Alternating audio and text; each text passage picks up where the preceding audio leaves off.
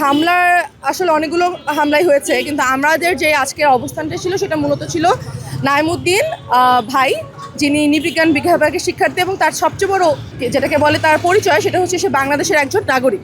এবং শুধু সেই নাগরিকই নয়, সে একজন রাজনৈতিক সচেতন নাগরিক, যিনি জুলাই অভ্যুত্থানে অনেক বড় ভূমিকা রেখেছে একেবারে শুরু থেকে। সেই নাগরিকের উপরে সে যখন সোহরাওয়ার্দী উদ্যানের ভিতর দিয়ে রমনার ওইদিকে যাচ্ছিল, রাস্তা পার হচ্ছিল, সে এখানে বাস থেকে নেমে যাচ্ছিল যখন, সেই সময় তাকে হচ্ছে সার্চ করার আগেই হচ্ছে তাকে মারধর শুরু করা হয়।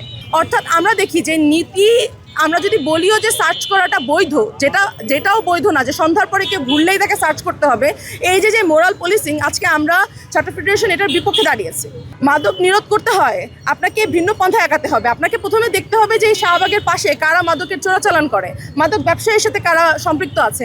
আপনাকে যদি এটা বন্ধ করতে হয়, তাহলে পুরো সোহরাওয়ার্দী উদ্যানকে লাইটের আওতাভুক্ত করতে হবে, পরিষ্কার পরিচ্ছন্ন রাখতে হবে। আমরা যখন দেখি যে এখানে বইমেলা হয়, তখন যেরকম জায়গাটা সকলের জন্য যাতায়াত গমন হয়, আমরা দেখতে চাই যে এটা যেন সবসময় এরকম থাকে।